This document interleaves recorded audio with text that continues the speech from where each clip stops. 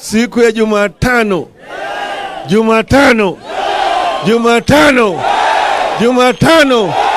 Mko tayari?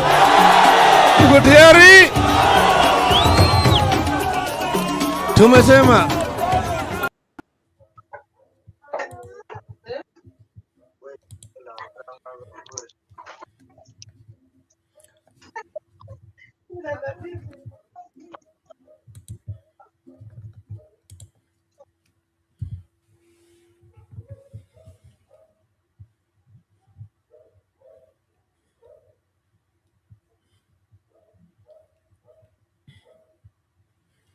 Well, greetings to you. Thank you so much for making time to join us.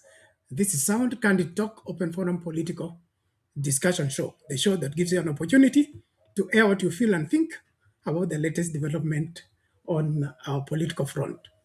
Well, there is a pattern for me in our political operations that seems to be suggesting that certain political parties should not campaign in certain regions and certain politicians should not go in certain places.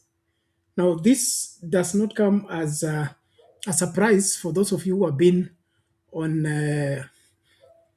the politics, especially of the Moi regime, where we only had one party, and therefore everybody had to belong to that party to do anything called politics.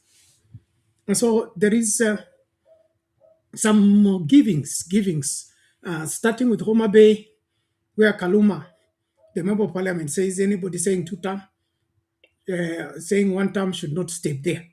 Or anybody wearing t-shirt, sisi ni Sifuna, asikanyage huko. Then we have Rigathi Gachagua, who is, in his own words, has been invited to address the Gibsiks in Emurua Digiri. And he says he's going with his heart in his hand because he believes he has information that there are people who are been set to disrupt the meetings. Now, this is, in my opinion, backward, unacceptable, and uncalled for. You either have a political muscle or you don't have. You either want to compete or you are not ready. And the best thing to do when you're not ready for a game is beg for postponement. That will help you much better than you trying to malign and twist people to fit in a box where they cannot fit, number one.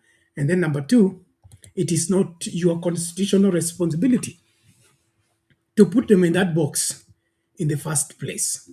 So as we get started, we invite you to be on the forefront to make sure that you're on board, as we are joined by Undumani, Jakindu Bay, MCA from Denderu. We'll be here to break down this matter once and for all. Habari ya Undumani?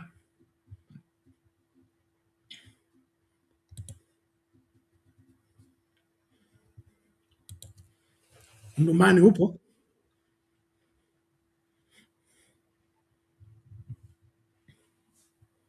Okay, inaonekana Undumani ana issues na mitambo.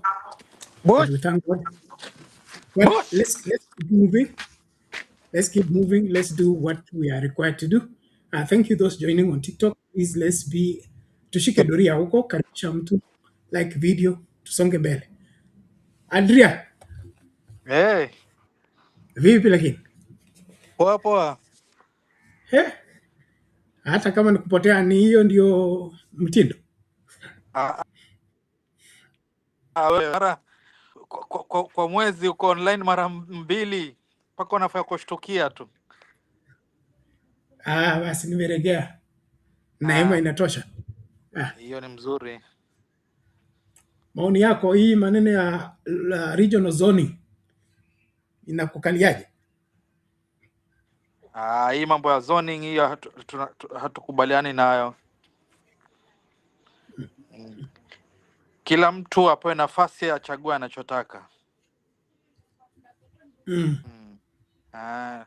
Lakini mambo ya kupangiwa,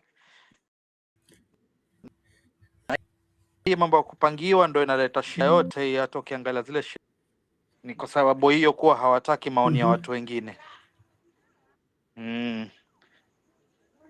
Na sisi hatuwezi kubaliana nayo. So mbona hawataki maoni ya watu wengine? Hata mimi ndo najiuliza, sijui ni kwa nini. Sijui ni udikteta ama tutahitaje, ama ni ukoloni mambo leo. Wanaogopa.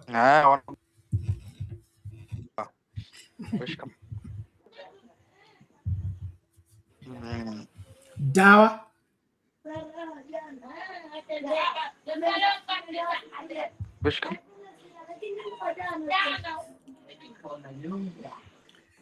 okay, shughulikia hilo. Wacha tuone kama Undumani amerejea.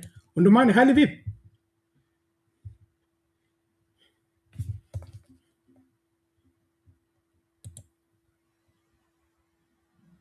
Undumani, just pick up, your mic is on.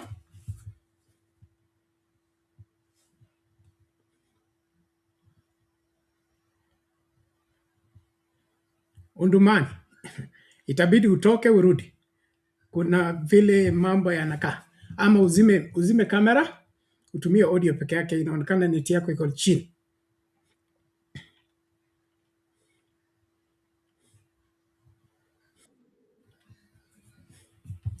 So, ladies and gentlemen, as we continue with the conversation, I was giving the historical background of zoning and having particular regions belonging only to particular political parties.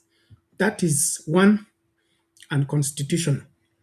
The 2010 Constitution gives a right to every Kenyan to live anywhere, to associate with anyone, and of course, live and work anywhere.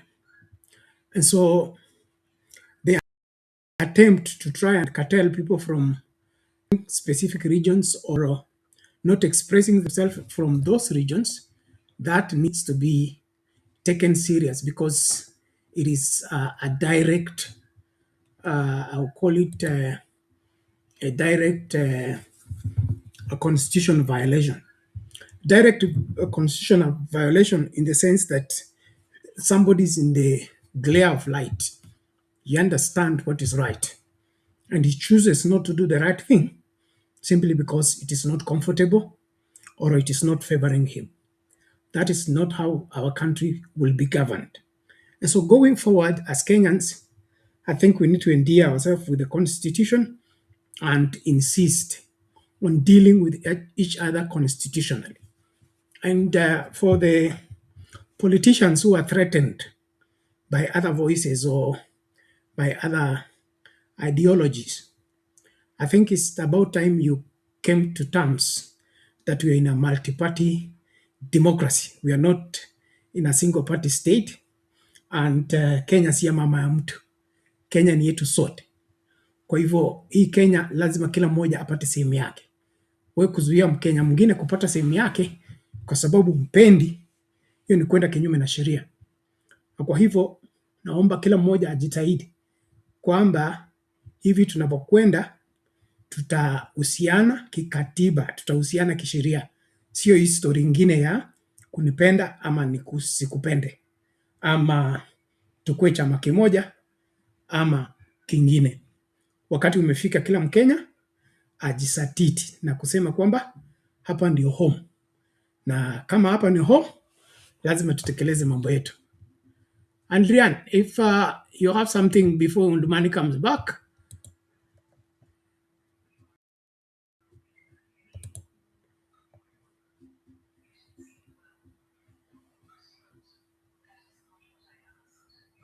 You can proceed. Where is this?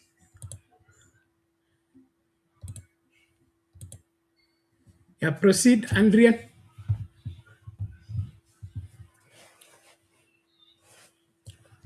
Na kama unakuja studio tafadhali wai masaa ndio haya yanaendelea kukatika, na tungependa kutekeleza wajibu wetu ipasavyo.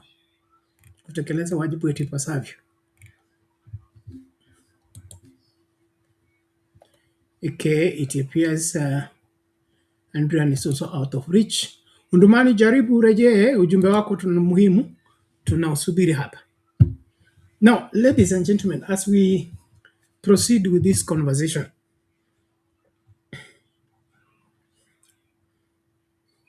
is it even normal for somebody to sit down and think that he can block the people of Emurua? It's called Emurua what? To hear Gachagua. I mean, we are in the digital age, we are in the internet age, we are in the AI age, we are in the smart time. So blocking Gachagua from entering Emurua Digiri doesn't change anything. Doesn't change anything. In fact, everything that Gachagua said today in Muranga, it was heard in Emurua Kidiri.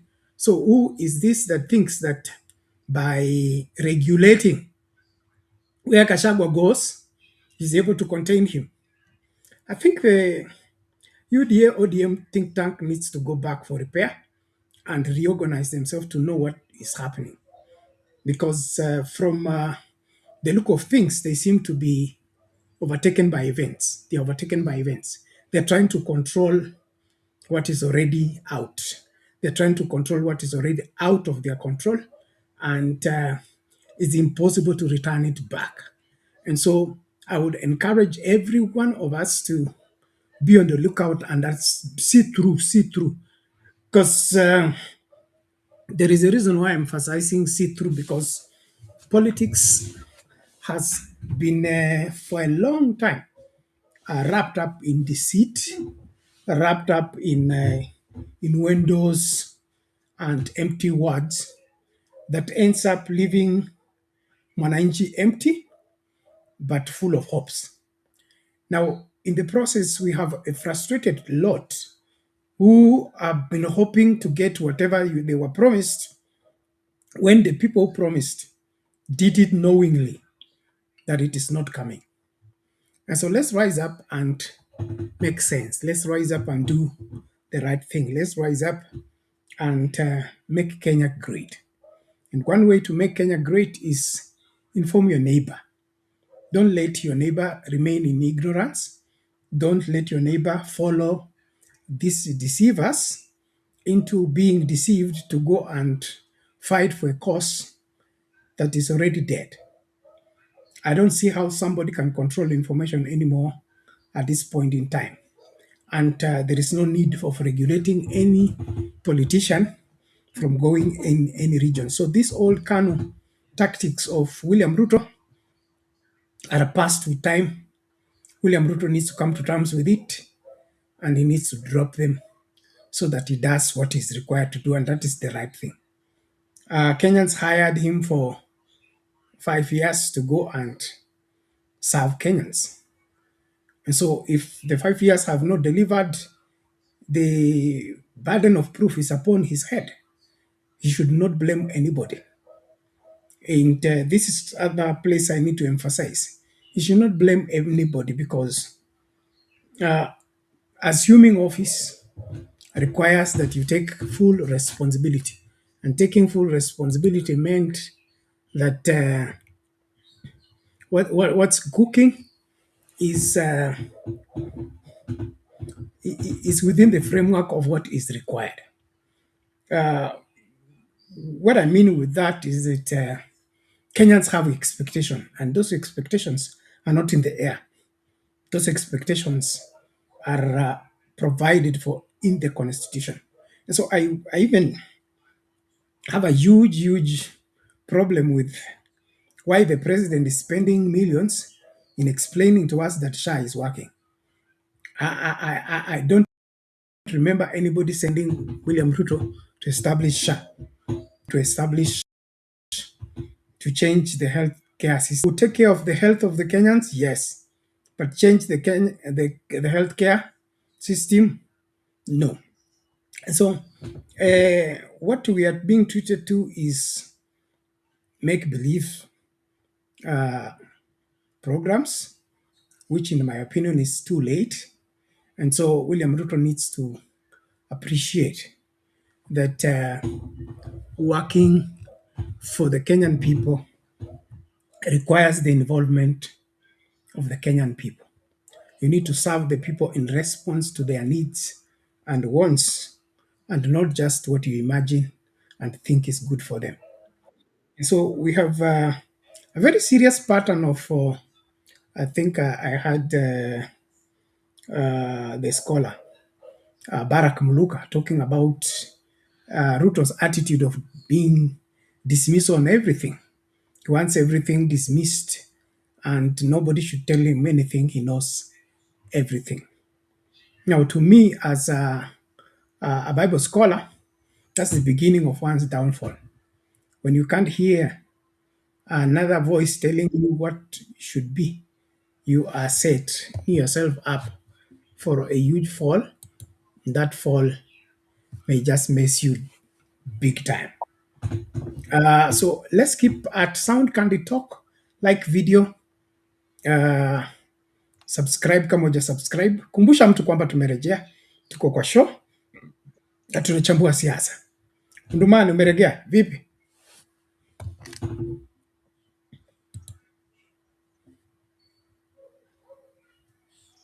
Ndumani, Mike yuko sawa? Ongea.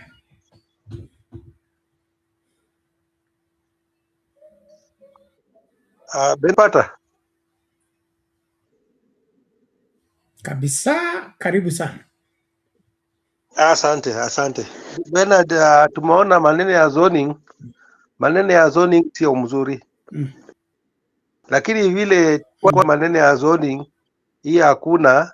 Sasa tumeona zoning atibaka mtu aulize, mtu akienda Homa Bay aende Kakamega ati aulize mbunge wa huko, aulize governor ya huko ndiye afike. Hiyo ni ujinga Bernard. Sheria inasema ana uhuru ya kwenda mahali popote na akaweka mkutano, so long as ajulishe polisi, si kwa sababu kujulisha hapa na huko badala ya kujulisha na governor akikata au mbunge yote akikata, itakuwa namna gani? Hiyo haiwezekani Bernard. Mkenya yote ana mamlaka ya mkutano, so long as amejulisha mwanasiasa. Si mwanasiasa, hatuwezi kujulisha mwanasiasa kwenda kufanya mkutano. So ile viti ya Homa Bay au niliona mbunge mmoja anatoka hapa mjinga hapa Kakamega hapa, anasema ya kwamba ati Sifuna angeuliza Gladys Wanga ampigie simu anakuja Homa Bay. Homa Bay si ya Gladys Wanga. Homa Bay si ya Gladys Wanga, hata Kakamega si ya mbunge yeyote. Hao wabunge ni wajinga, waulize wasome sheria Bernard. Hawajui kusoma sheria na wanako kwa bunge. Mwanasiasa yote itakani aulize kwamba mimi nakuja mkutano mahali fulani. Haiwezekani. Hii wanataka zoning by Bernard. Mtu fulani akienda mahali fulani mpaka aitishe ati mtu fulani afanye mkutano. Bernard, hiyo haiwezi kuwezekana kwa karne ya Kenya ya saa hii. Hawa wabunge wamelewa na kati wanalala power, wanafikiria hawa ndio alpha. Haiwezekana Bernard. Hii viti ya zoning kisiasa haiwezekani. Chama yote hata ODM au URP au UDA inaweza fanya mkutano mahali popote bila kuuliza mwanasiasa yoyote Bernard. So hii mambo tuliona Homa Bay, hatutaki kuona mahali pengine Bernard. Hii vitu ya Homa Bay hatutaki kuona sehemu nyingine. Wakenya walikuwa wanakaa na amani sana, lakini iko mtu mmoja yule anataka kutenganisha Wakenya, kufanya Wakenya wapigane Bernard. Na hiyo itawezekana Bernard. Kama hao masemeji yetu wameamua kutuanga sisi, waje watutuange Bernard, lakini sisi hatutachukua mkono tukawatuanga Bernard. Wache hiyo laana yao itawafuata wenyewe Bernard. Wakikuja hapa Western, sisi hatuna maneno ya zoning. Wakuje Western hapo wafanye mkutano yao hapa, ndio mradi wajulishe polisi ya kwamba wanakuja kufanya mkutano. Si mwanasiasa. Mwanasiasa asikubaliwe ati tunakuja kuomba ruhusa mwanasiasa yote Bernard. Haitawezekana. Wanasiasa wasome sheria mzuri Bernard. Wasituletee kujua Bernard. Wasituletee ati tukikuja Kakamega mpaka tuonane na governor ya Kakamega. Iwezekani Bernard. Hii ni Kenya, hii ni Kenya. Kila mtu ana uwezo ya kutembea mahali popote. Muradhi amejulisha polisi ya kwamba nitakuwa na mkutano mahali fulani, lakini si mwanasiasa. So tupate hawa wanasiasa itakana watupe heshima, watupe mwananchi, wampe mwananchi heshima mahali popote wanaenda. Wasilete ghasia, kwa sababu wewe hauna umaarufu. Wewe una maarufu kule Homa Bay, ndio unaleta vita. Lakini kama ground iko mzuri Bernard, wakubali chama yoyote, ikiwa UDA, ikiwa Linda Mwananchi, ikiwa ya DCP, iende huko ifanye mkutano, hata isimamishe mtu huko, wapishane Bernard. Lakini hii mambo ya kusema zoning, mtu anaenda kule, mnalete vita, mnapiga watu, mnachoma magari. Yaani watu hawana aibu. Na ndio watu Homa Bay wamesoma, watu wakubwa hao wamesoma Bernard. Hii wamesoma nini? Wamesoma mafi ile iko kwa kichwa yao. Bernard. Vita na wewe ni wakili. Unajua mabaya Bernard. Wewe ni wakili. Na hiyo akili yako wewe utumii Bernard. Akili ya atumii Bernard. Awaruhusu kila mtu atembee mahali popote. Akiwa rais bunge atembee mahali, akiwa raia atembee mahali popote. Ni maneno hii Bernard wanaanza hii ni kama wanataka kuahirisha uchaguzi Bernard. Na tutakubali waahirisha uchaguzi kwa sababu hiyo chama ya UDA ndio inafaa ilete vita. Hiyo chama ya UDA ndio inaleta vita, ndio inachochea vita Bernard. Uchaguzi kama huko umaarufu, mbona kama huko maarufu wengine kwenda kwa area nyingine kufanya uchaguzi, kufanya mkutano Bernard? Hawa watu hawako maarufu. Hata rais mwenyewe si maarufu Bernard. Kwa sababu mbona anaogopa uchaguzi? Kuja ile, mbona usikubali DCP kuja hapa Western, wafutane hapa Western, kwa sababu sisi Waluya tulikubali DCP kakuja kwa Western kufanya mkutano. Na Gachagua hakupigwa mawe. Gachagua alifanya mkutano yake hapa Western na tukamsindikiza na akaenda salama salamini, bila gari yake kuchomwa, bila watu yake kuumia Bernard. Na hiyo ndio siasa tunataka. Hatutaki siasa ya UDA na ODM hiyo. UDA na ODM ni chama ili inaleta furugu kwa Kenya. Na hatutaki tunataka kwenda uchaguzi kwa ile njia ya ameshindwa asalimu amri na aende nyumbani hapa. Naona vile hii inji watatawala hii inji. Si hao peke yake wanaweza kutawala inji. Wanakaa sifu hao ndio alfa na omega. Hao hapana alfa na omega. Wawache watu watembee kila mahali. Kama ni DCP, kama ni Linda Mwananchi, watembee Homa. Nasema hao masetu wakuwe bila Bernard, wakuwe pole na akili yao. Bernard hawana akili. Mtu akiwa profesa na mtu ya class 1 akili moja inafanana Bernard.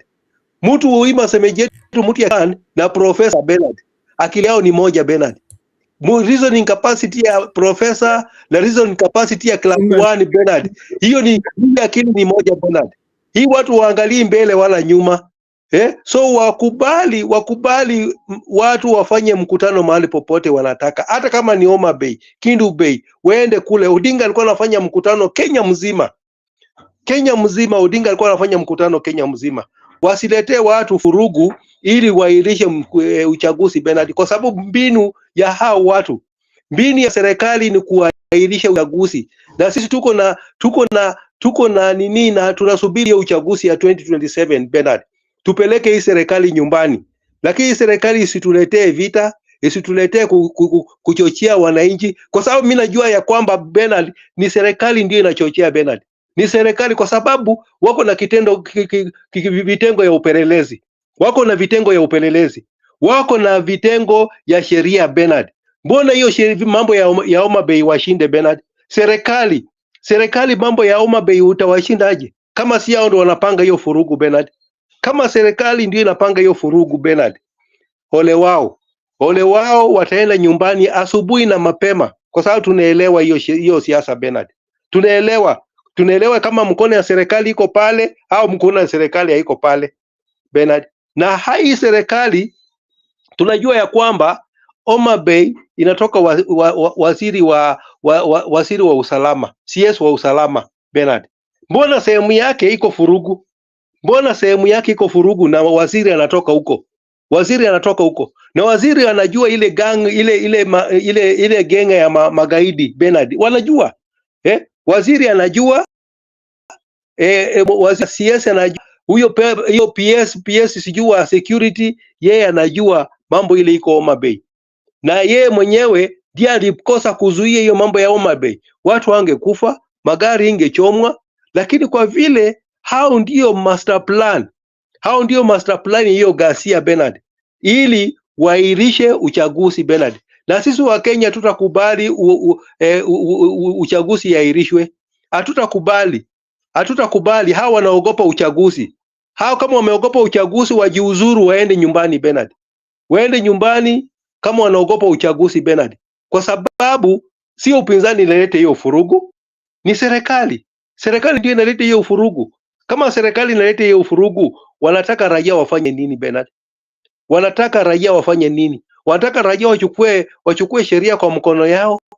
Wanataka mwananchi asusie hiyo sheria Bernard? Na hao ndio watu wanavunja hiyo sheria Bernard. Kana serikali ikuwe makini sana katika mambo ya usalama. Wasiweke furugu kwa inji. Wasiweke furugu kwa inji. Kwa sababu yule mtu wapendi inji yake ndiye analeta furugu. Naona hivi viongozi ya UDA wapendi inji yao. Hivi viongozi ya ODM wapendi inji Bernard. Wapendi inji yao Bernard. Hao ni watu wale wamepora inji na wameweka pesa zao kwa inji zingine za kigeni. Hili mambo ikiharibika kwa kikundi ya inji hii, wakilete ghasia kwa hii inji ipate ghasia Bernard, hao watatoroka. Hatutataka watoto wetu waumie Bernard kwa sababu ya hao matajiri wajinga hawa wenye wanaiba pesa ya serikali na kwenda kuweka ng'ambo, alafu wanalete ghasia. Kama umeshiba kuiba pesa, umefanya ufisadi na umeiba pesa, sisi ghasia, sisi tunaendelea na maisha yetu ya peni 2 na peni 3 Bernard. Tunajua, tunaelewa hiyo maisha yetu ya peni 2 peni 3. Kama wewe umeiba, umefanya ufisadi na umeona umeshiba, kwenda kama unataka kwenda ng'ambo, enda ng'ambo ukae huko, lakini usiharibie sisi inji. Usiharibie sisi inji ili uone ghasia kwa inji ndio ufurahie Bernard. Na sisi tuko machoni Bernard. Wasifikiria kwamba wako na kitengo ya usalama Bernard. Mtu akiwa katika serikali asione ako na kitengo ya usalama ili akuja atufinye kwa sababu ako na kitengo ya usalama, au ako na polisi, ako na jeshi, ndiye akuja anyanyase sisi Bernard. Mtu afuate sheria. Once mtu akifuata sheria, afuate sheria ya inchi. Kama ni tarehe ya uchaguzi, tufanye uchaguzi Bernard. Uchaguzi isiahirishwe kwa sababu ya ghasia. Hao wenyewe ndio wanatengeneza hii ghasia Bernard. Wenyewe ndio wanatengeneza ghasia. So hiyo ghasia Bernard, wawachane na mambo ya ghasia. Tunaelekea katika uchaguzi wa 2027. Tufanye uchaguzi kwa ile njia ya amani. Mwenye ameshindwa akwende nyumbani. Hii serikali imeshindwa, iende nyumbani. Na watu wanasema ati UDA 2 term ni wafisadi Bernard. Hakuna governor yeyote katika mkoa wa Magharibi yule anasema 1 term. Hakuna Bernard.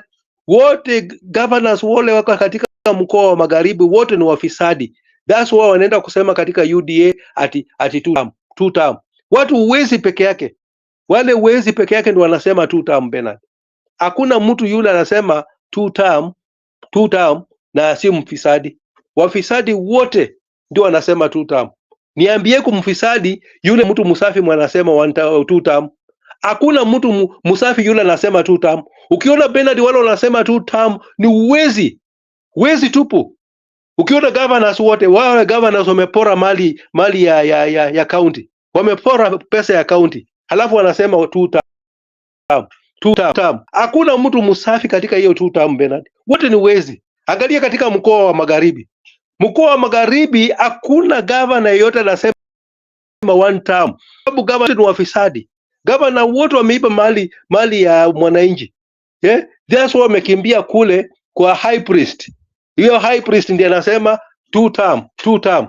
Kutoka kwa high priest mpaka chini ni wafisadi Bernard.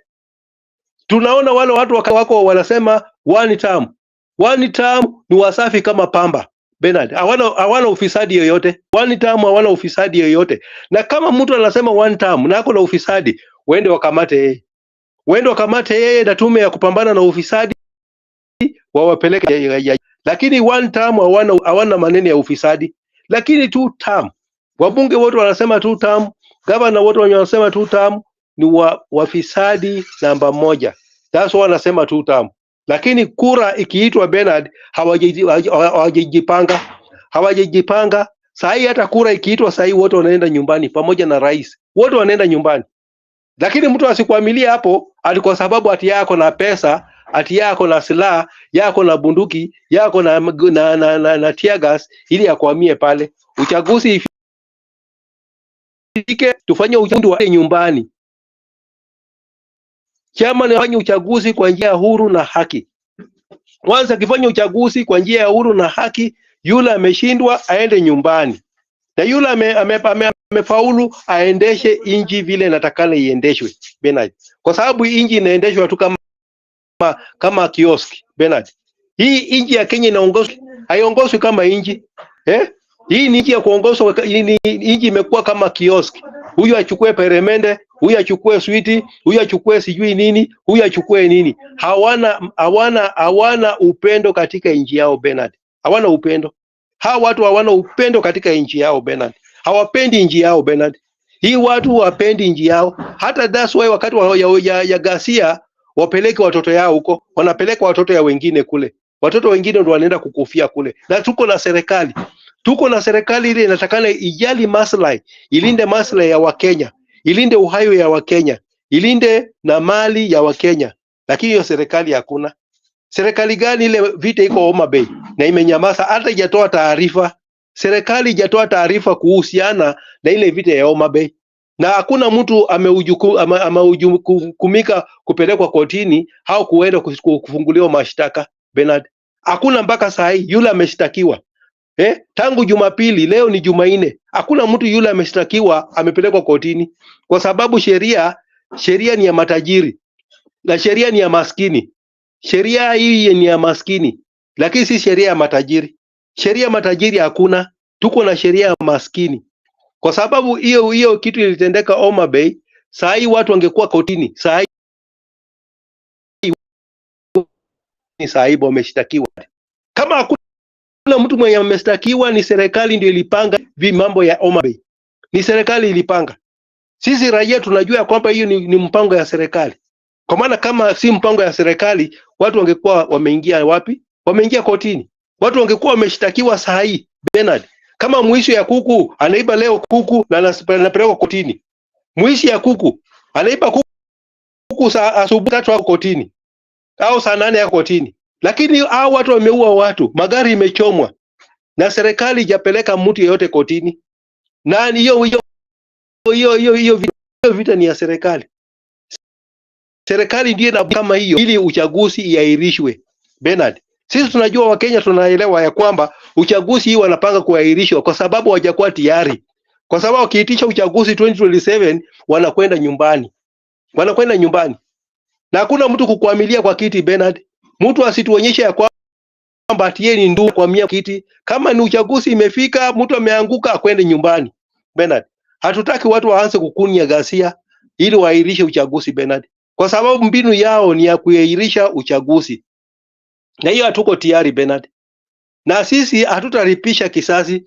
Sisi watu ya linda mwananchi ni watu ya amani. Tunapenda amani. Na hao masemeji yetu tayari kukuja mahali popote, kufanya mkutano mahali popote. Wako tayari kufanya mkutano mahali popote. Hakuna kisasi tutalipisha. Hao watafanya namna gani? Watahukumiwa kulingana na matendo yao Bernard. Lakini sisi hatutachukua jukumu ati tunalipisha kisasi. Hao wako huru kukuja Western hapa, wako huru kufanya mkutano mahali popote vile sheria ya Kenya inasema. Wako huru kufanya mkutano yoyote. kufanya mkutano yote, kwa sababu ndio wanapenda ghasia Bernard, ili wairishe uchaguzi, kwa sababu hiyo ni mpango ya serikali. Ukiona serikali inafanya mambo kama hiyo imeogopa. Serikali imeweka baridi, serikali imeweka baridi. Kesho utaona huko upande Gachagua mali alienda, ghasia ilikuwa huko. Sasa tukianza kusema ya kwamba ati fulani asikuje mahali fulani, hiyo ni inji kweli? Tutakuwa na inji? Hatutakuwa na inji. So wale wako katika mamlaka, wabadilishe mwenendo yao, wabadilishe tabia yao, wawache Wakenya wakae na amani, wawache Wakenya wakae na amani, na Wakenya wakuwe na uhuru kutembea kila mahali Bernard. Si ati waseme ya kwamba ati nikitaka kufanya siasa niende niulize mbunge fulani, niende niulize mtu fulani, niende niulize governor, niende niulize mbunge ati ndio nifanye mkutano mahali. Hiyo itawezekana Bernard. Hiyo sio sheria ya Kenya. Sheria ya Kenya inasema ukitaka kwenda kufanya mkutano yoyote mahali, ujulishe polisi. Ujulishe polisi, si mwanasiasa. Si mwanasiasa, siwezi kujulisha mwanasiasa. Mwanasiasa yeyote atakani kujulishwa ya kwamba tunataka kufanya mkutano mahali fulani. Na akikataa, utafanya mkutano?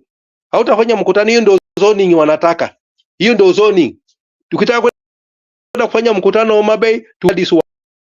Na akikataa, hatutafanya nini mkutano? Hiyo ni zoning Bernard. Na hiyo zoning hatutaki. Wawachie polisi wafanye kazi yao. Wawachie polisi wafanye kazi yao. Kazi ya governor ibaki ya governor. Kazi ya mbunge ibaki ya mbunge. Kazi ya mzee wa mtaa ibaki ya mzee wa mtaa. Mzee wa mtaa wesi ingilia kazi ya county commissioner Bernard. So kazi ya mambo ya mkutano, mambo ya mkutano iwachiwe polisi. Iwachiwe polisi Bernard, si mwanasiasa. Mwanasiasa hawezi kutuamulia mahali tunatakana kuenda Bernard. Na akikataa msifanye hapa mkutano, hiyo si ni zoning. Hiyo ni zoning tayari Bernard. So wanasiasa wawachane na mambo ya mkutano.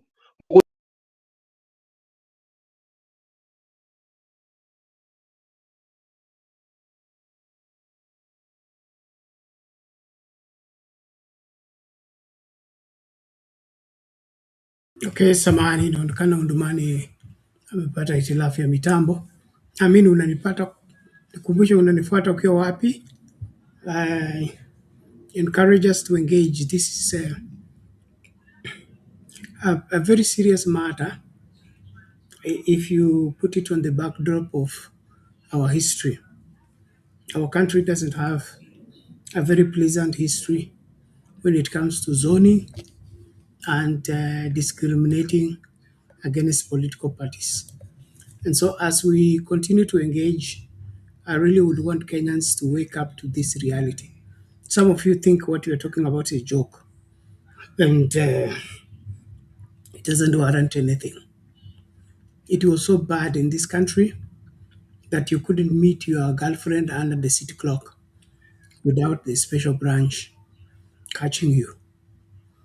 And so allowing this kind of regulating of population is not a move in the right direction, especially when it's politically instigated. So let's wake up and say no. I believe in the 2010 Constitution. Any Kenyan is free to live anywhere, associate with whoever, and work anywhere. Nobody should regulate their movements. Nobody should be putting their nose in matters that don't concern them.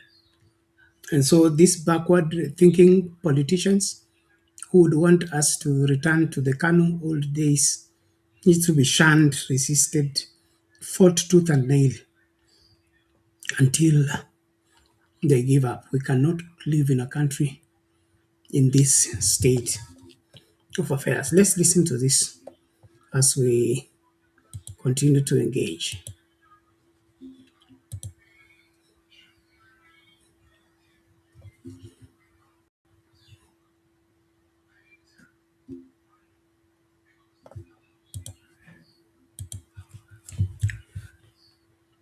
Mimi ni Rosti Kabiro. Mara si moja. Yes. Mimi ni Jaluo original. Original. Wanasema ati Wajaluo wana support Ruto. Mimi number 1. I say no. No. No. No. We second it. Ruto ndio mtu mwenye aliibia Raila kura ya mwisho. Yes. Raila ameibiwa kura na watu wengi, nimekubali. Lakini Ruto ndiye amemuibia ya mwisho na akakufa. Kwa hivyo Ruto must go. Must. Hata Ruto ajenge barabara ya kuenda binguni. Nasikia ati anajenga barabara. Hata akijenga barabara ya kuenda binguni, Ruto ni one time. Kenya ninajaribu kusema saa hii ni hivi. Tulijipata tukiwa Kenya. Vile tulijipata tuko Kenya, tuko na sub-tribes. Tuko na Wakikuyu, tuko na Wajaluo, tuko na Wakamba, tuko na Kalenjin, tuko na kila mtu. Saa hii adui yenye tuko nayo si ati mkabila, tuko na adui na Ruto. Alitunyang'anya kura na anaongoza vibaya. Sasa Kenya ninasema ni hivi. Party yetu hatuna, imenyakuliwa na Ruto. James Bob Agirio Rengo, Babu Owino, mutupatie party. Kabisa. Party. Hii vita yote ya gunism yenye unaona ikifanyika ni makatels yenye wanang'ang'ania mambo ya ODM. Tumechoka. Orengo, unisikize kwa makini. Babu Owino, unisikize kwa makini. Orengo party leader, Babu Owino chairman, Sifuna kuwa secretary general. Tukae Kenya. Party imejaa. Tuko nyuma yenyu kabisa. Na vile wenzangu wamesema, tuko iga, tunataka sisi pia tusimame. Tunatosha bwana. Sio mchezo. Tunangojea hiyo party. Mtutangazie party hata kesho asubuhi. Tuambiwe registration ni pesa ngapi. We gonna do it. Na pay bill mtupatie. Babu mtupatie party. Orengo mtupatie party. Sifuna mtupatie party. Hii gunism inakuja kwa sababu ya kung'ang'ania ODM. ODM tulipenda na Ruto alipenda kutushinda. Sasa tumewachia Ruto abebe mzigo yake. Ruto stole our elections. Mtu hawezi kukunyang'anya ng'ombe na ndama. Alafu anakamua maziwa anakupea kwa kikombe kidogo kama sahi anapea wakina Wanga na Uburu na Wandai na kiasi jui nini. Alafu anapiga makofi. Ruto mimi sitapigia makofi. Ruto ni one term. Mutupatie party. Mutupe party ndio tuanze kufurugana na hawa. Lazima kuna kuwa na furugu. Lazima kukue na furugu. Hata binguni kulikuwa na furugu, ndio shetani akaanguswa hapa chini. Haikukuwa na amani. Mutupatie party, tufurugane na hawa for some time. Rak. Party yetu na party yao. Ruto ni one time. Tunangojea party. Mimi ni Rosti Kabiro.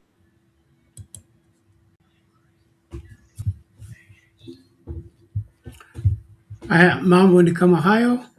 Vijana hao wa bunge la wananchi wanasema kumenoga. Kama chama ndio shida, tutaachana nacho, tutengeneze cha kwetu. Kile sisi tunataka ni kwamba uongozi wa nchi hii ufanywe ipasavyo. Undumani, maoni yako kwa hiyo video?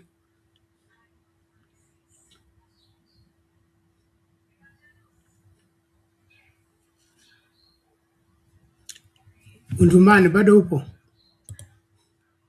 Your mic is on. Just speak up.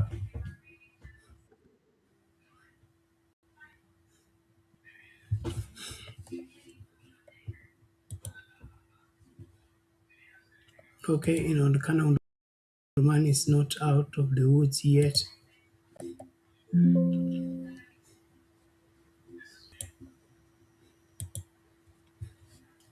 Let's listen now to this. We didn't go to attack the people who were set against us, were the ones who came to attack us. There is nowhere, there is no single video clip, there is nothing, no single photo showing where Oliver was chaotic.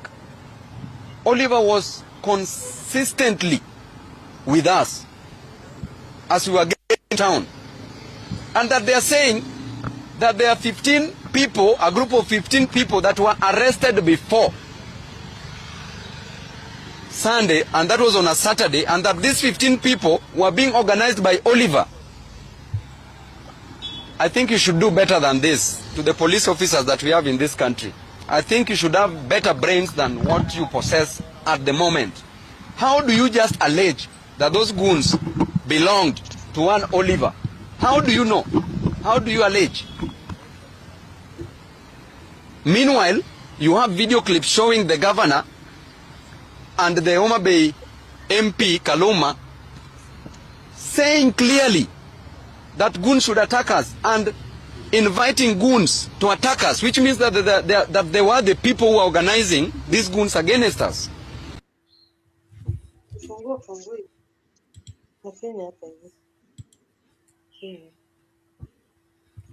Okay, there you have it. The givings of Bobo Wino, Bakassi East Member of Parliament, about the Homa Bay fiasco.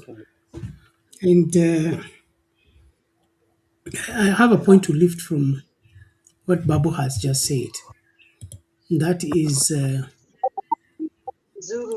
how quickly we are keen in concluding cases even before we investigate.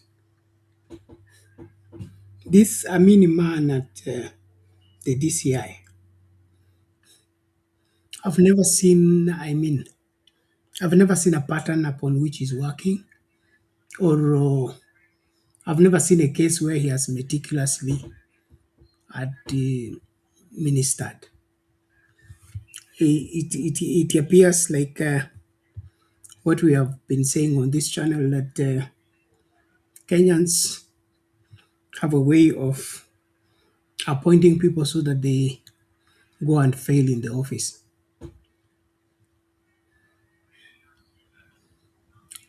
Cases of criminality, cases that touch to livelihood of the Kenyan people, should not be treated the way the DCI is doing or the way the police are doing. The disappearance of one Kenyan should be a national disaster, should be a national issue. I think we are coming to a place whereby loss of life is normal, and people can be killed in broad daylight and nothing happens. Now, that's the wrong road for us to take as a country, because if we don't rise up and stop the ills, they will grow stronger, deeper, and eventually overwhelm us. And so I want to appeal to especially the security sector.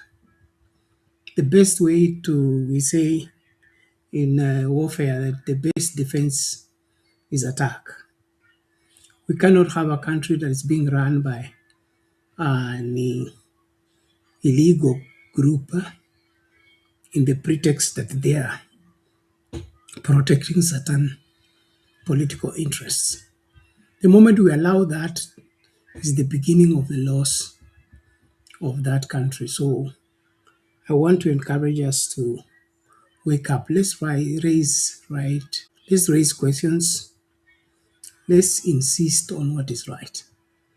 The ills that are being wreaked against the citizen of this country are disturbing. They're very disturbing. And so every right-thinking Kenyan needs to be concerned and, of course, rise to the occasion and do the necessary. Well, I want to salute every one of you for your continued support and followership. I want to encourage you to like the video, subscribe to the channel, and let's make progress. Well, switching gears, you have those young people who are coming forth and disowning Oburu and the ODM that they are running. It is dawned to them that ODM has been hijacked and taken over by William Ruto. And I think every right-thinking Kenyan can conclusively come to that conclusion. But with that in view, there must be a place within our political space where we don't abandon the values of right politics for the morsel of bread because it appears now they want to define for us politics to be development. Yesterday I watched Nyamita, the already member of parliament with a lot of pains, and he was very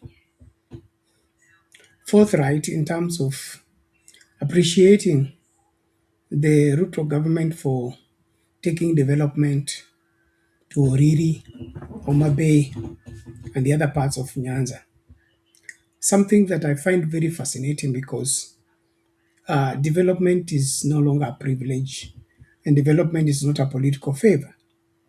Development is a constitutional right for each and every community and for each and every individual. We are sinking badly into the old KANU system of siasa mbaya, maisha mbaya. And most of the people that have this knowledge are the ones who are swallowing the hook and running with it. It is wrong. I have no problem roads being done in Homa Bay, Oriri, Siaya, Kisumu, Migori, Busia, Kakamega, whichever places. But when it is done for political expedient, then it begins to stink. It begins to smell bad. It begins to be a bribe for which will not help anyone else. And so I think we must revert to the 2010 Constitution and understand that we are in this game because we are one, entitled to, two, we are responsible people. We are responsible people. There was in the past a famous phrase that went out, I think was during Kenyatta's time, Uhuru Kenyatta's tenure, where they said that Uhuru Kenyatta and William Ruto stole our votes as NASA, but we decided to steal their president. And so that seems to be the mantra, whereby how closer you are to the president, the better you enjoy. How far you are from the president, the worse your life become. That is not the constitutional position. That is not how the constitution is supposed to work. The president is supposed to take care of everybody, every Kenyan equally, impartially, and without segregation. And so let's resist the temptation to think that voting for William Ruto is the only way to get development. Getting closer to William Ruto is the only way to get development. Going to beg at State House is the only way to get development. That is wrong and unconstitutional, and nobody should be advocating for it. And especially if he's a member of parliament, he needs to be shown the door. And so I want to encourage us to assess our members of parliament. Are they leading us into the correct place, or they are leading us into another imprisonment of singing choruses, hailing and worshipping a particular regime in order to get something? The freer this country is, the better. And I've said this before, I keep insisting. We can never have a better Kenya except the constitutional Kenya. This other thing we are trying to cook is the source of all problems. We must have a Kenya that is constitutional. A Kenya where every Kenyan belongs and every Kenyan is entitled to all the national and county services equally. The favoritism, the nepotism, the tribalism, and all other favors must be brought to an end. Well, switching gears again, we've heard those young people saying Ruto is one term and Luoland is not zoned to support William Ruto. Those are confessions by bunge la wananchi, and they are saying the land is free, the people are free, and they are ready to join a new political front. That, in my opinion, is the sure way to go. Let whoever wants to form a party, form a party. Let whoever wants to join a party, join a party. Stop seeking the attempt to regulate people and to pin them down in order for them to do for you what you want. Well, there's another group of young people here who I want you to judge for me because I don't understand. Make sense on what they are saying. Here we go. Tunasema lazima rais. Isaac Ntarangwe, I'm the national chairperson, Vijana na Ruto. We have followed with deep concern the report attributed to the Member of Parliament for Starehe, Mheshimiwa Amos Mwago, in which he referred to his Excellency, the President of the Republic of Kenya, William Samoei Ruto, quote unquote, as takataka, during a political engagement in Nakuru last week. Regardless of the political disagreement that may exist between any leader and the executive, there exists a basic standard of decorum expected of every elected leader when addressing the head of state. We wish to state plainly, a political criticism is legit and protected. Personal insults directed to the institution of the presidency are not. There is difference between challenging policy and demeaning the office of that every Kenyan, regardless of political affiliation, is called to respect. We therefore call upon the Speaker of the National Assembly and the Majority Leader, Kimani Ichung'wah, to take the matter up formally with the House. Specifically, we request that Hon Mwago be given the opportunity to clarify on record whether the remarks attributed to him are accurate. Should the remarks be confirmed, Mheshimiwa Mwago be required to publicly and unreservedly apologize to the President and to the nation before he is next admitted to the floor of the House. And finally, the Speaker's office to treat this as a matter of parliamentary decorum befitting the dignity of that institution. That said, we do not take this matter lightly. We make it because silence on the face of such conduct sets a precedent that erodes the respect owed to the highest office in the land, regardless of who occupies it, today or in the future. Na kwa hayo machache tunasema lazima rais aheshimiwe.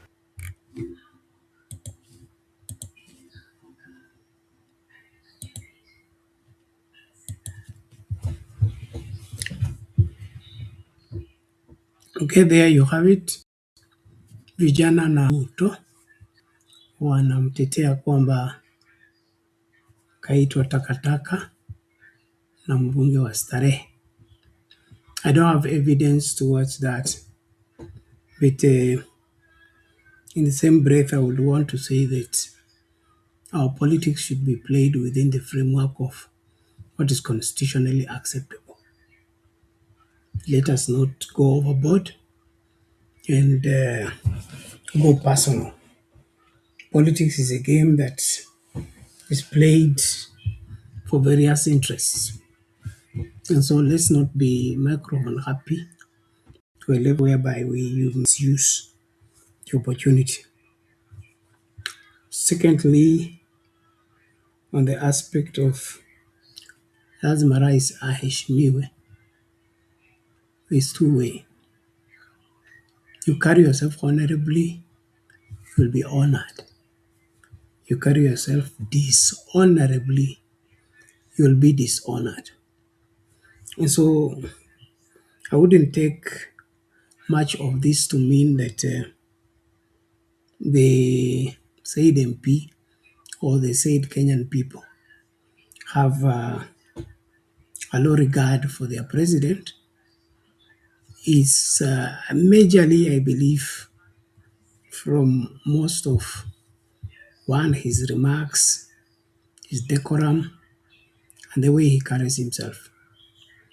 Because I don't understand how one can be president and he switches from insulting individuals, calling people names, bragging, there is that aspect of one carrying himself as president. There is that presidential aura that one need to exhibit. Let us not begin to chase after the rats in the bush when there are others eating us in the house. And so I would want to suggest that the whole of the national discourse in terms of public service, the decorum and the respect accorded to the same must be reviewed. We need to have a president we are proud of. We need to have a president we are proud to identify with because they carry themselves in accordance with the Constitution and in accordance with what befits that office. And so vijana call press conference kusema lazima rais aheshimiwe sio solution. Solution ni fagia uchafu chini ya carpet, nyumba itakuwa safi tu, harufu itaenda, harufu mbaya itaenda. Kwenda kusimama huko nje kusema mnasema nyumba yangu inanuka, haiwezi kusaidia. Kwa hivyo jukumu kubwa liko kwa rais na mikakati yake ya kujipackage vizuri na kuhakikisha kwamba anajibeba kama rais ili command hiyo respect anayotamani. Lakini kama ni kulazimisha watu wa kuheshimu, hiyo ndio njia ya kwanza ya kupoteza kila kitu. Kwa hivyo tumakinike. Asante sana kwa wote ambao mnajiunga nasi sehemu tofauti. Thank you TikTokers. We really salute and appreciate you. By the way, I am on medication. That's why I'm not so much forceful. But I believe what I'm saying is making sense. Na wale ambao mnakuja studio sijui mmekwama wapi. Jakindu Bay, Undumanu give up. Njooni tumalize hii maneno kabla muda uanze kuyoyoma. Kwa hivyo I have some health challenges, that's why I am slowing down. I'm not even supposed to be on this desk. I'm here because I'm being pushed too. But all in all, this is the work we must do. That is enlighten Kenyans and let Kenyans know that doing the right thing pays and doing the right thing saves a lot. Let's not fall for corruption. Let's not fall for cheap things. Well, let's listen to this. If the locals don't show up, but it is important that we focus on doing what is right. We can't live in a country whereby anything goes. That should not be the order of the day. Here we go. We begin our bulletin with ugly the Linda Mwananchi rallies in Homa Bay County. One vehicle was torched, several people, including journalists, injured, and 17 suspects arrested in a drama day filled that was witnessed at the Linda Mwananchi tour in Homa Bay County. The attacks targeted at Linda Mwananchi supporters started on Saturday night when goons attacked Homa Bay Tourist Hotel, where they shattered windows, destroyed property and stole items before leaving on motorcycles. The county remained inaccessible as main highways were blocked using stones and logs. With that report is Gatete Njoroge.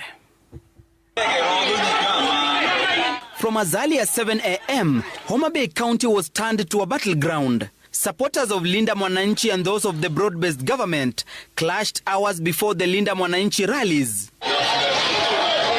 Armed with stones and sticks, the groups traversed Nyandiwa Suba South, where the Linda Mwananchi team were to attend a church service.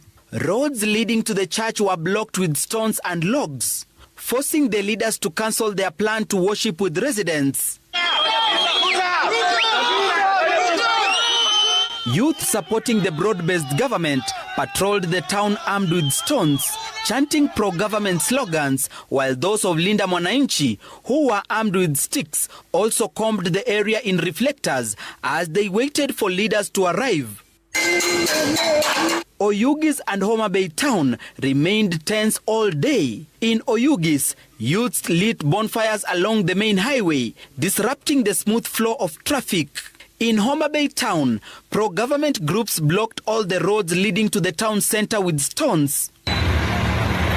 Journalists who were out documenting the events faced the wrath of the goons.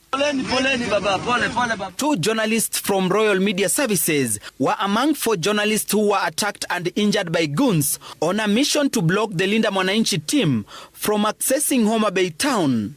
During the attack, the media team lost their valuables, and a car belonging to Royal Media Services was vandalized. 1 vehicle was torched a few kilometers from Homa Bay town as the Linda Mwananchi leaders made their way to town center. Several other vehicles were vandalized by goons who were repulsed by police and Linda Mwananchi supporters. The acts of violence began way early. On Saturday night, Homa Bay town was turned to a goon's paradise. Homa Bay Tourist Hotel bore the brunt of political intolerance when a group of youth donning ODM attire stormed the hotel riding on motorcycles. They shattered windows, destroyed property and stole valuables. Their mission: to flush out Linda Mwananchi supporters, a case that is currently under active investigations. Former Bungoma Governor Wycliffe Wangamati's convoy was also attacked at the Asumbi Junction as he made his way to Nyandiwa. Operation to deal with criminal gangs who were prepared to cause mayhem led to the arrest of 17 people. 2 suspects were arrested along the Ndiwa Road in Yamase, Migori County, with 5 pangas. They were moving in 2 vehicles along the route. In a separate operation, 15 suspects were arrested along the Kisumu-Kericho Highway. The operation, involving police and DCI Operations Support Unit, led to the recovery of crude weapons from the suspects, who were aboard a grey Toyota Noah and 2 white vans. They were reportedly on their way to Homa Bay County ahead of Sunday's Linda Mwananchi rallies. The violence meted on journalists and residents has been condemned by Kenya Editors Guild and Amnesty International, who have called on the Inspector General of Police Douglas Kanja to move with speed and arrest the perpetrators. They have also condemned insightful remarks by local leaders. Gatete Njoroge, Citizen TV.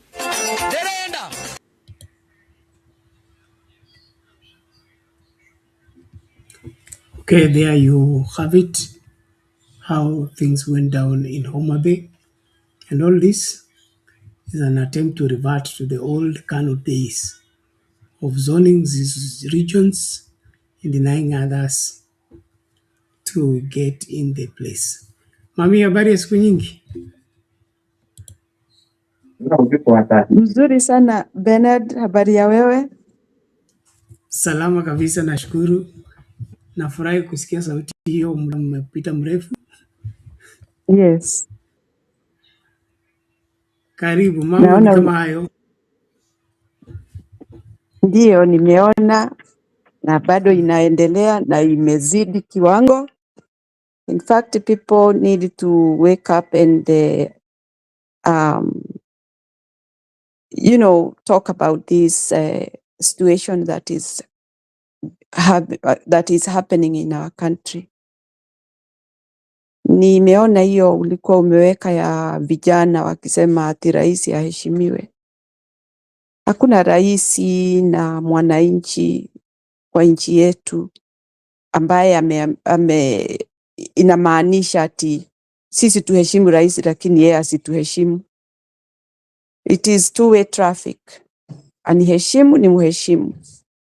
But you cannot undermine my life and then you expect me just to bend low to listen to what you are saying. These things that have been going on in our country, it is really orchestrated by the regime that we have on the seat.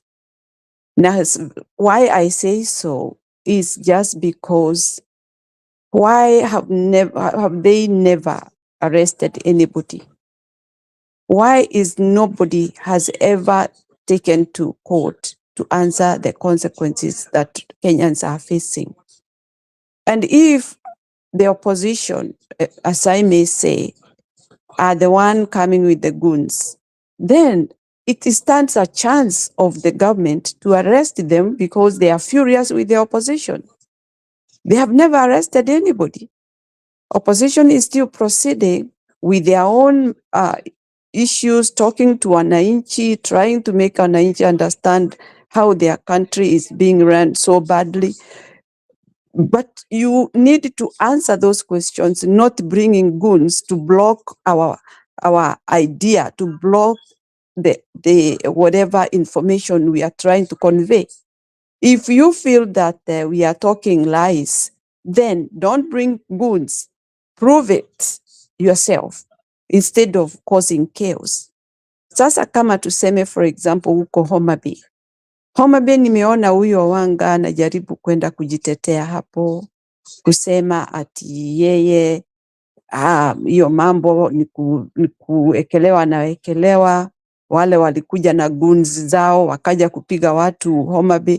How would you announce that you are going there to do your rally and then you carry goons to go and fight people who you want to meet? That doesn't make sense. So Wanga is trying to be so polite and cool and sympathetic with her work.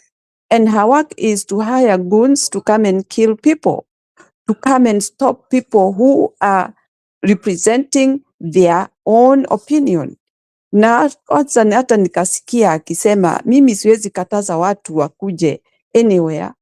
Kila mtu akona time yake ya kwenda kusema chochote anafikiria kinaweza saidia nchi.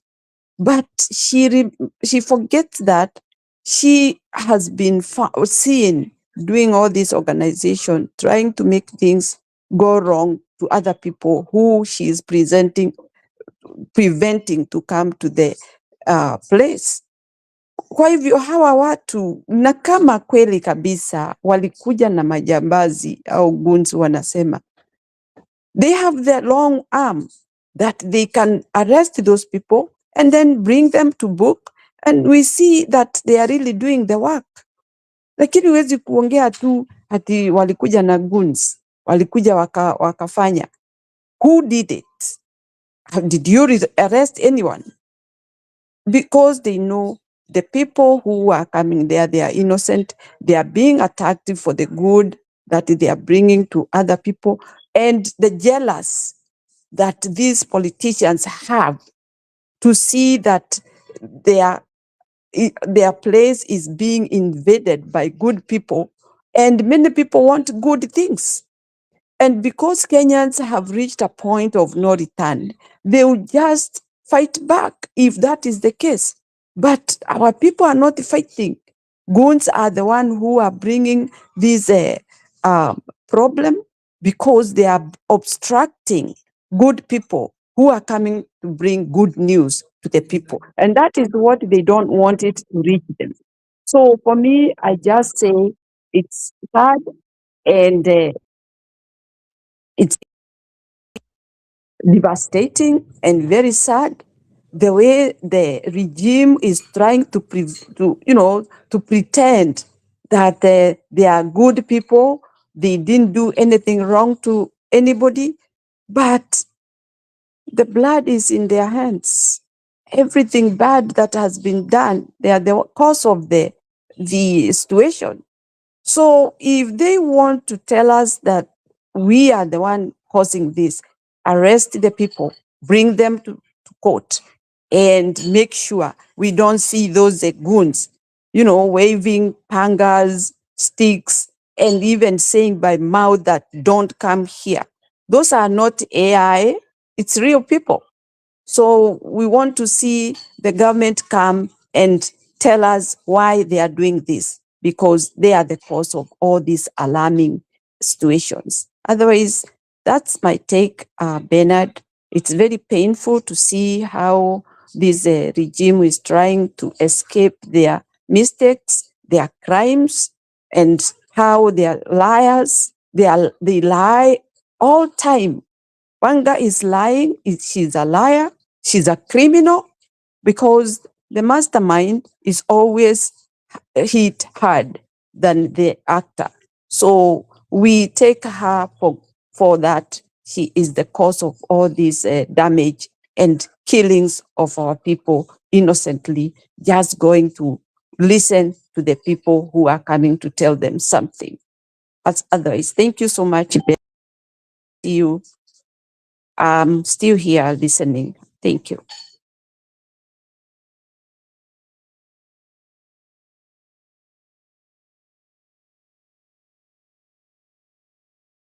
Oh, thank you so much, ma'am, for those views. We believe they are necessary in striking a balance in what we are indeed faced with as a people. I don't understand why anybody should think that in this time and age they can be able to control the movement of people, the movement of information, and the movement of realities. It does not make sense. Now, to add to it that somebody is a governor, is a member of parliament, and is thinking like 1980 when information was only from ABC and chama kilikuwa cha baba na mama, hakuna mahali pengine kulikuwa na sema siasa. Kwa hivyo hiki kinachoendelea ni kwangu mimi ni ile hali ya watu kutopevuka, watu kutoelewa kwamba mambo haya yamepitwa na wakati. Mambo haya yamepitwa na wakati. Mimi sioni shida yoyote, Mkenya yeyote kwenda sehemu yoyote kusema lolote, hata kama ulipendi ama unalipenda. So my appeal to the Kenyan population, let's not fall for these politicians, backward politicians, invite us into fighting one another. There has been a picture going around that Omondi is fighting Otieno to make Kipchirchir happy. And that's how bad it looks. That's how bad it looks. Because blocking somebody's rally or resisting people from entering your region, that is backward, that is primitive, that is uncalled for. And so each one of us need to understand our place. And Wakenya tafadhali, kuna njaa najua, kuna ile hali ya kutaka hela ipo, lakini tafadhali tusimame na haki, tusimame na ukweli. Tusifuate wanasiasa ambao ni waongo, hawana heshima, tena ni wahuni kwa sababu wanataka kutekeleza maovu. Vijana ambao wamejiweka katika magenge tofauti ili wakodiwe kwenda kufanya haya mabaya, haya maovu, tafadhali jihadhari. Ni wewe tu, ukikufa sanduku linakwenda kwenu, aliendi kwa mbunge, alikwendi kwa huyo gavana, sanduku linakwenda kwenu, ni mkeo na mtoto wako watakuwa wamesimama kando ya kaburi lako. Kwa hivyo jipende kwa kujihifadhi na kujilinda. Just do something that is good for Kenya. It will do you better and make you a better person. Stop all this parochial, whatever, old-time, old KANU tactics that Ruto is trying to reintroduce. They are not necessary. They are not working. and he knows he's on his way out, and therefore we should let him do what he wishes to do. But for us as a people, we need to stand up and be counted. So let's reject bad politics. Let's reject to be used badly. And then, of course, ensure that what is good for the country is what is driving us. That's the bottom line. What is good for the country should be the one that is driving us. Not what is good for your region, not what is good for your tribe, not what is good for your family, not what is good for you. What is good for the country is what should drive us as Kenyans in our quest to have a better country, in our quest to free ourselves from bad leadership. Mami, kama una la kuongezea na ukaongezee ili tukaanze kufungasha. Yes, Bernard, there is one thing I wanted to comment about those hao vijana ambao wameletwa hapo kwa press ndio waongee uzuri mtu ambaye ameua watoto wetu. I will say this, those boys now, it's another gang. It's another group of a sort of goons. Kwa sababu uwezi ukaenda kwa nini wewe usisimame hapo kwa podium ujisemee? You have all the rights, you being the president or being the parliamentarian. You have the power of standing there, the press, and tell us what you want to tell us. Now that's another group of goons that they have been, clean goons. Kwa sababu wale wengine tunaonaga na uchafu, wako na miti na mapanga. Sasa hawa ni klasi ingine ya goons ambayo imepangwa hapa, imewekwa na huyo mkubwa wao. You see, now, using all this grouping of young men, young people, giving them orders of how they should present this information so that people can listen. It's so annoying that somebody who have deteriorated our country is the one now using another idea of bringing Gen Z young men to come and defend him. He is undefendable. This is a guy that is so hard to defend. Yani makosa yake imezidi kipimo. So bringing those young men there to come and talk on his behalf is just exposing those boys to bad environment. People have already moved. People are angry. People are sick. People are hungry. They don't have food to eat. People are poor. And you just go pick boys, those young men, bring them there to tell us what? To keep quiet because of what good things you have done in our country? That's a lie, a big lie. Hata hao vijana wajiadhari sana, because you are becoming an enemy of the people who are suffering in our country. Those are things that really these young men should look at. Niende hapo nionekane sura yangu na watu kweli kabisa ni kuumia wanaumia. People have got auction today and the day after. Vitu za watu zinakuwa auctioned kwa sababu hawajiwezi. Maisha imebadilika. Economy has gone down. Nobody can afford what they used to. People are sick, they are dying because of delay. Delay in the hospital. Kwa sababu madaktari hawafanyi kazi vizuri. They are not being paid. We cannot afford to go to Nairobi hospital. People are not equal. So these are all things that these boys, young men who are being used by Ruto to stop being a picture of his. Waseme no, just disappear. Don't involve yourself with this bad government. A government that really is killing people in different ways.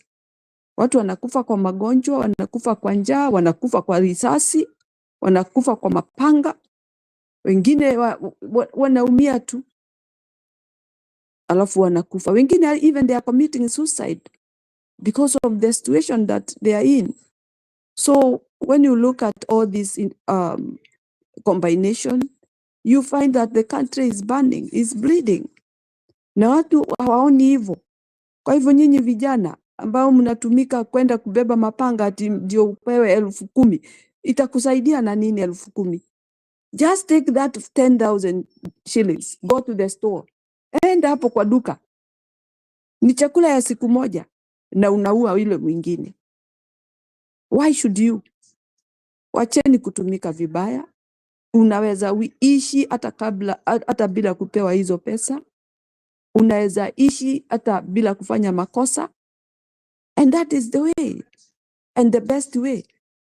Hii mambo ya kujihusisha na mambo mingi mbaya kama hii, ati ndio msupport mtu ambaye ni muragai, mtu ambaye ameua watu. First of all, I just think about those children who were killed. Innocent children with a flag, water and a phone. Unapiga mtoto wa wenyewe risasi, anaanguka hapo, unaona kile alikuwa amebeba. Hata huna aibu. You are just equal to an animal. So, Bernard, it's so sad the way the country is still continuing to be. Na watu vile wanaendelea kuumia. Kila kitu sasa ni kujiangalia security yako. Hatuna hata polisi, hatuna serikali ambayo inajali maslahi yetu. Sasa ni mtu ajichunge peke yake. We are in a dilemma. And yet somebody want to stand there and tell us that he is doing good. And then he would look for a group of young men to go and stand there to say that aheshimiwe. Who is to respect such kind of a character? Ruto is not being insulted because of good things he has done. And why is it that so many people are angry with him? Are we mad?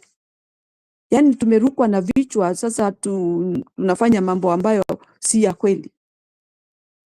We have to be human, and we want somebody with empathy on that seat. Somebody who has humanity. Somebody who consider the other person like him. Not being a superior. And if you become superior, you'll be superior in your own house. Not in a country where we have got people who have got and they think right. So, Bernard, that is all I wanted to add. And thank you. Have a good night. Tutaonana wakati huo mwingine. I hope you are doing well. Yes, I'm coping. Thank you so much. We appreciate. Welcome back. Let's continue with the conversation. We must enlighten our country and ensure that we keep on the right track. We believe that this country needs some sobriety and, of course, radical changes. And those radical changes will require right information in their right hands. And so, as Kenyans, let's move with speed to see to it that we do the right thing. Let's stop sitting on the fence. We encourage you, if you have not registered as a voter, register as a voter. Prepare yourself for war in terms of being able to participate into voting out bad leadership and bringing in good leadership. Don't be a fence sitter, and don't say that you can't participate in politics. Politics is our life, and we can't ignore it anymore. I want to also appeal to the young people. Stop branding yourself with supporting evil. If something is evil, let it be evil. Something is not right, let it not be right. Stop supporting what is evil, because it will eventually hamper your progress. All these lobby groups that are beginning to come up, vijana na Yesu, wherever, vijana na Ruto na hiyo mambo mengine yote, inakaa kana kwamba ni njia ya kutafuta hela. Tafuta hela ambazo ni safi, tafuta hela ambazo ni zitalinda jamii yako. Wacha kujiuza ili upate kakitu ako kakitu kanaweza kuwa ndio kamwisho. So stop joining the lobby groups that are supporting evil. Be on the right side of history. Speak truth to power. Stand for what is right. You may be the only man standing, but that is greater dignity than when you fall with everybody who has gone for the bribes and no longer fit to be trusted with the national leadership. So I want to salute every one of you that has been part and parcel of this particular conversation. I look forward to engaging you again tomorrow. I'm going slow because I'm still on treatment, and so I can't stay long. And but I think what we have done is substantial, good. So share it out widely. Let those that can learn from what we have said learn from the same. But at the end of the day, we'll be here at Sound Candid Talk, speaking the truth to power, and of course, ensuring that Kenya does not go to the dogs under our watch. May the Lord bless you. May the Lord keep you. May the Lord watch over you. May He cause His face to shine upon you and give you a peace. Let's meet in the next show.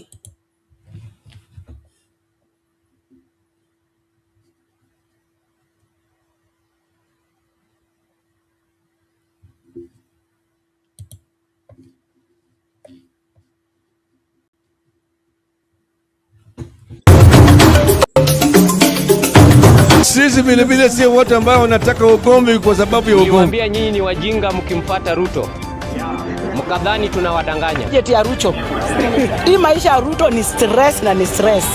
Mungu wewe umetukosea. Sasa tumesema siku ya Jumatano.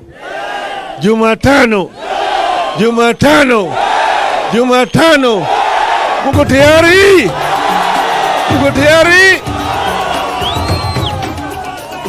Tumesema